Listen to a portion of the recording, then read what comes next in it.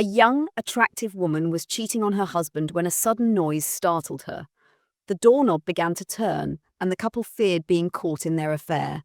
They knew being discovered would bring scandal and disgrace. But after a brief pause, the person outside loosened their grip on the doorknob and left. Believing it was just a servant who accidentally interrupted, they felt relieved. Once her lover left, Katie noticed a gift left outside the door. When the servant confirmed the gift was from her husband, she became uneasy, realizing Walter might have discovered her infidelity. Katie tried to call her lover to figure out what to do, but before she could connect, Walter confronted her. He didn't demand a divorce outright, but instead insisted she join him in a remote Chinese village, Meitanfu, to help with the cholera outbreak there. In the 1920s, traveling to such a disease-ridden place was almost a death sentence. Katie refused to go under any circumstances. Walter, usually quiet and reserved, showed a more forceful side. "Fine, then I'll file for divorce tomorrow," Walter said. "I'm afraid you've taken me for a greater fool than I am." Katie, trying to deny it, replied, "I don't know what you're talking about." "Don't you? I'm divorcing you for adultery," Walter responded. It turned out Walter had known about her affair for some time. Left with no other choice, Katie agreed to accompany him. Surprisingly, in this remote and beautiful land, their relationship shifted from resentment to mutual support, and Katie found a path to redemption. The film, adapted from the novel The Painted Veil, explores a woman's journey from naivety to self-awareness and personal growth. While the movie differs from the novel in some parts, this recap blends elements of both to uncover the layers of human nature. The story begins in 1920s London, where Katie meets Walter, a shy and awkward bacteriologist, at a social dance. Walter immediately falls in love with her, but Katie isn't interested in his reserved personality. Her domineering, vain mother had spent years pushing Katie into high society, hoping she'd marry into wealth or status. But by the age of 25, Katie hadn't met her mother's expectations. Her mother, frustrated and cruel, began mocking her as an old maid, eager to marry her off to anyone. One day, after an argument with her mother, Katie stormed out of the house and encountered Walter again. He brought chocolates and nervously blocked her path at a flower shop. "I came to ask you to marry me," Walter said, catching Katie off guard. She barely knew him, and they'd only met once before. Walter explained he was leaving for Shanghai soon for his research. Though Katie longed for love, she felt no connection with Walter and politely tried to reject him. However, when she returned home, she overheard her mother on the phone, boasting about her younger daughter's engagement to a prominent family while mocking Katie for being unmarried. Feeling desperate to escape her mother's control and humiliation, Katie impulsively agreed to Walter's proposal. Not long after their marriage, Katie accompanied Walter to Shanghai. She had many reasons for marrying him, but love was not one of them. Their marriage was built on a shaky foundation as the two barely understood each other. Walter, with his calm and courteous demeanour, embodied the ideal of a proper British gentleman. After the wedding, he treated Katie with care and attention. However, their vastly different personalities created a divide between them. Katie was spirited, sociable and full of life, while Walter was reserved, quiet and meticulous. His routine often revolved around reading, which left Katie feeling he was dull and unromantic. Even in moments of intimacy, Walter's need for order was evident. He would ask for her opinion on whether to turn off the lights, and although Katie preferred to keep them on for the thrill, she would end up turning them off herself. Walter would neatly arrange his shoes and take his time switching off the lights, further underscoring their incompatibility. In such a strained and passionless marriage, the arrival of a third party seemed inevitable. At a dinner party, Katie met Charlie, a dashing and charismatic official from the local consulate. Tall and charming, Charlie exuded confidence. His humour and flirtatious nature immediately drew Katie in. During their introduction, Charlie remarked, "Why didn't anyone warn me? Someone should have told me there'd be such a stunning beauty here tonight." His words flattered Katie, making her feel noticed and appreciated. Later, as the group watched a play together, Charlie and Katie were seated next to each other. This arrangement, typical in British high society, planted the first seeds of their affair. The play was a traditional Peking opera, The Woman's Revenge, which told the tragic story of Su San, a woman from the Ming dynasty caught in an unhappy marriage. Katie was fascinated by the performance, while Charlie leaned closer and softly narrated Su San's story. His voice, laced with charm, deepened the tale's emotional impact, making Katie feel as if she, too, was trapped in a loveless marriage. Charlie, a man well-versed in seduction, immediately recognized Katie's longing for love. Though both were married, Charlie's wit and boldness ignited feelings in Katie that she had never experienced with Walter. What she saw as romance and freedom in Charlie's personality was, in truth, his carefree arrogance. Their relationship quickly blossomed into a secret affair. They met in antique shops, discreet inns, and even at Katie's home when Walter was away. The scattered shoes and clothing left in their wake contrasted sharply with Walter's precise and tidy habits. Katie believed she had finally found the passion she craved, unaware that it was merely an illusion fueled by her unmet desires. One day, while they were together at home, a sudden noise came from outside the door. They froze, their hearts racing as the doorknob began to turn. But after a brief moment, it turned back, leaving them in tense silence. It was clear their secret was no longer safe. Someone had discovered the affair. Walter's love for Katie ran so deep that he couldn't bring himself to confront her directly when he discovered her infidelity. Instead of breaking down the door, he chose to preserve some of her dignity and walked away. The next day, he approached Katie with a proposition. He had volunteered to go to Meitanfu, a remote village ravaged by a deadly cholera outbreak, as the chief physician. He insisted that Katie accompany him. Katie was taken aback. The thought of going to such a dangerous, isolated place horrified her. But Walter wasn't asking, he was informing her of his decision.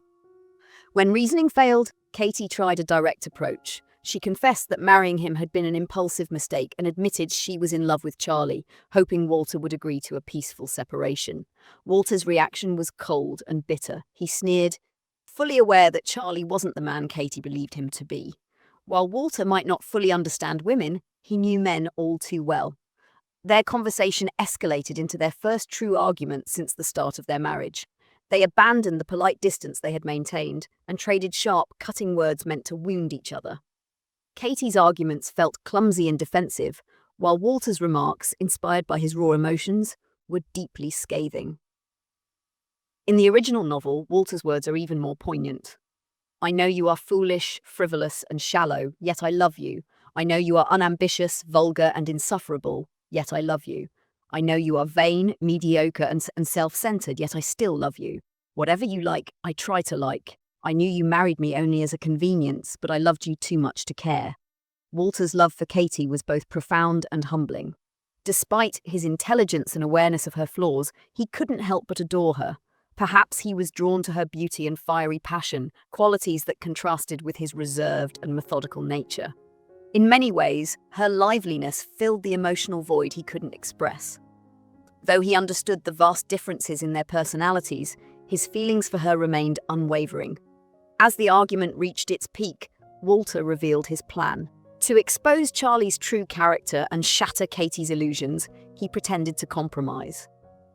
Walter declared that if Charlie divorced his wife and agreed to marry Katie immediately, he would grant her a divorce without resistance. Excited by the prospect of being with Charlie, Katie hurried to him with the news. She interrupted him during a meeting with other officials, which clearly made Charlie uneasy. The difference between the two lovers became glaringly obvious in that moment. Charlie was a realist, rooted in social status and self-preservation, while Katie was a romantic idealist, chasing the illusion of love as an escape. When Katie told Charlie that Walter knew everything, his reaction was dismissive. He assumed Walter, being just a bacteriologist, wouldn't dare confront him, a vice consul, and wouldn't risk creating a scandal. But when Katie mentioned Walter's condition for a divorce, Charlie's expression shifted. He bluntly refused, explaining that his wife could not be dragged into the situation and that his career and reputation were too important to jeopardize. The reality of Charlie's self-serving nature began to emerge, leaving Katie disillusioned. Katie couldn't help but give a bitter smile, realizing how foolish she had been. The deep love she thought she had found was nothing more than a fleeting affair with a married man. Walter's description of her as shallow, vain, and foolish wasn't entirely unjustified. For all her perceived superiority, Katie had deluded herself into thinking she held power in her relationship with Charlie. In truth, Walter had his own biases, feeling superior in his judgment of others. He dismissed Charlie's wife as old, unattractive, and pretentious, believing that Charlie must be tired of her. Yet these judgments stemmed from Walter's own insecurities and jealousy. In reality, Charlie's wife came from a prominent family, her father a former colonial governor, a pedigree that far outshone Katie's wealthy but ordinary background. This mix of inferiority and superiority fueled Katie's vanity. Katie had tried to compensate for her lack of social standing with her beauty, convincing herself that she had won over Charlie's affections. She believed her charms had conquered a man adored by everyone. But Charlie had only been playing along, feeding her illusions. For Katie, who had always sought validation through others, this realization was devastating. Seeing Charlie's true nature for the first time, she felt like a fool.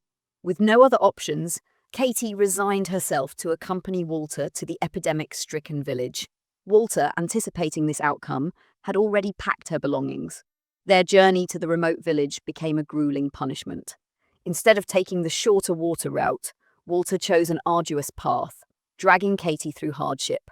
The physical and emotional toll of the journey left Katie broken. She reflected on her life, a mother's controlling grip, a loveless marriage, the betrayal of a married lover, and now the chaos of a plague-stricken land. She cried bitterly, feeling trapped and hopeless. Walter's choice of this path was deliberate. It was his way of punishing Katie and teaching her a harsh lesson about life. By the time they arrived 2 weeks later, Katie was utterly worn down. The cabin where they stayed was squalid and reeked of death. Its previous occupant had succumbed to the plague. The Cold War between them continued, with Walter showing no intention of turning back. The next day, Walter threw himself into his work, dedicating every moment to helping the sick. He collaborated with local doctors, leaving Katie to fend for herself. Feeling abandoned, she clung to the faint hope that Charlie might rescue her. Katie wrote him a letter, pleading for him to take her away, and found a fellow expatriate named Waddington to help send it. During their conversation, Katie learned that Waddington was familiar with Charlie and his wife. When she casually asked about Charlie, Waddington didn't hold back. He bluntly described Charlie as a shallow man who only put on a facade of charm. Charlie's wife, aware of his infidelities, chose to turn a blind eye, secure in her own status and position. As for the women Charlie entertained, they were nothing more than inconsequential distractions to him. Hearing this, Katie felt a deep shame. It seemed that everyone around her, including Walter and even Waddington, had known the truth about Charlie, while she had been blind, treating him as a god. The realization shattered her remaining illusions. Meanwhile, Walter faced immense challenges in fighting the plague. As a British doctor, he encountered hostility from the local villagers who resented foreigners and saw him as an imperialist invader. Walter tried to warn them in broken Chinese about the dangers of contaminated water, sealing the village well to prevent further infections, but this only fueled the villagers' anger. Despite his efforts, progress was slow and fraught with obstacles. At home, the tension between Walter and Katie was suffocating. They alternated between icy silence and outright hostility.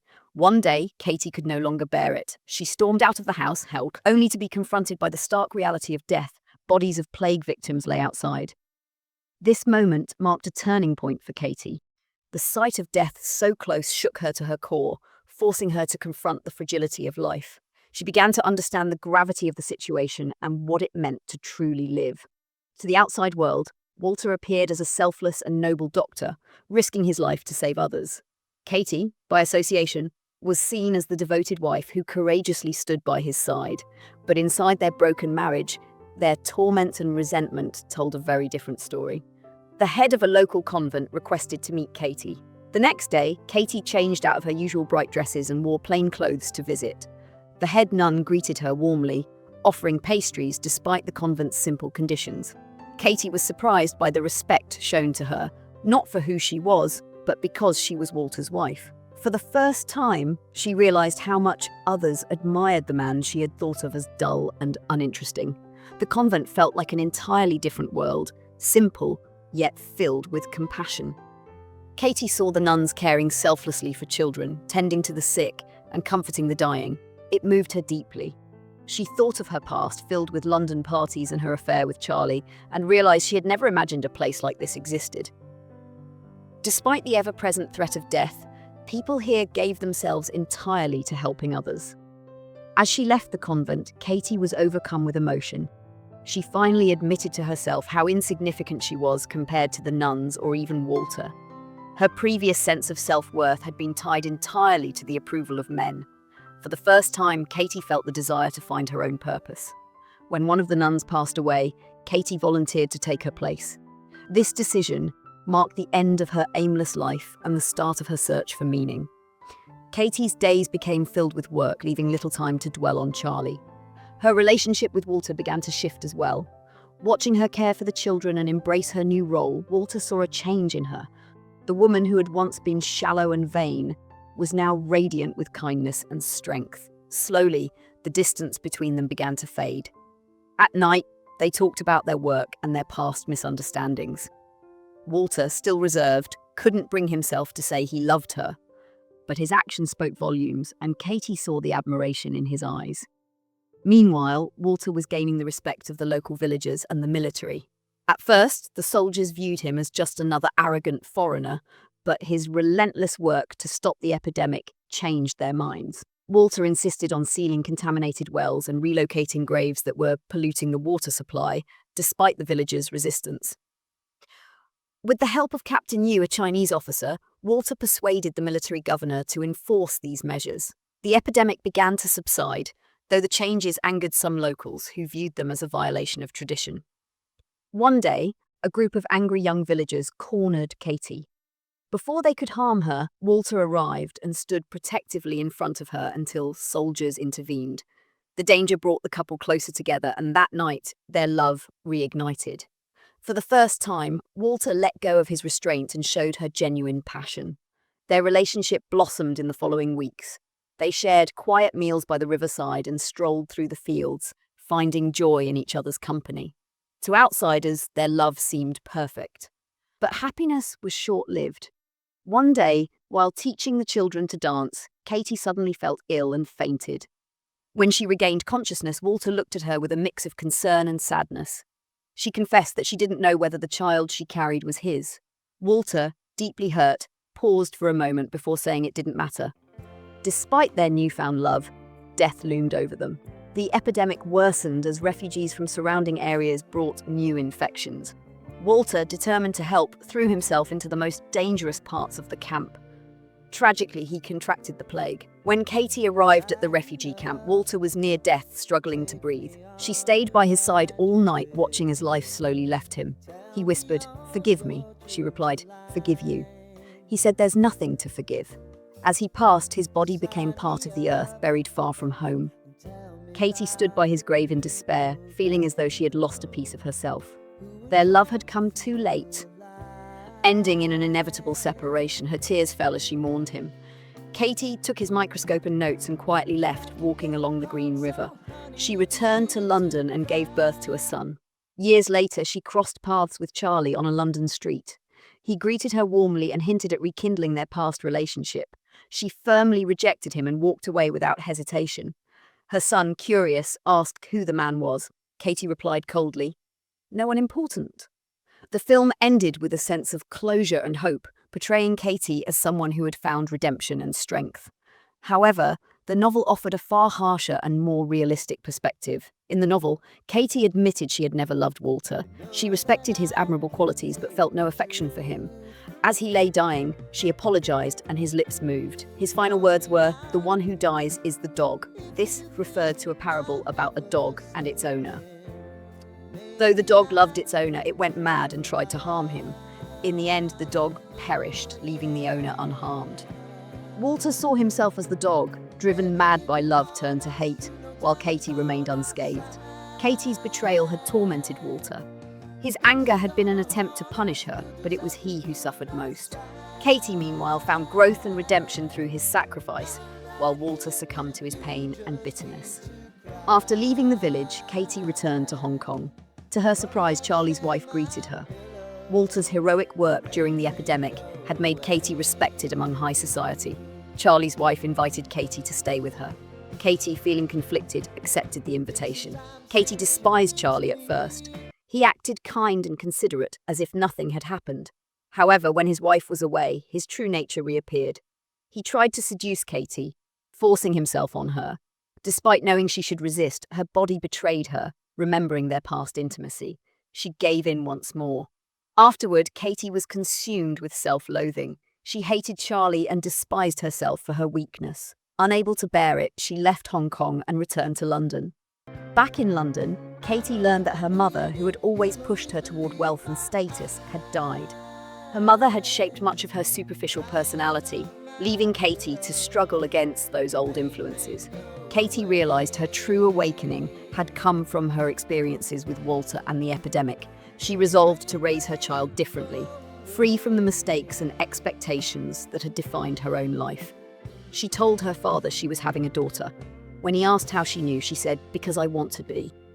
Katie vowed to raise her daughter to be fearless, independent, and true to herself. She wanted her to live freely and be better than she had been.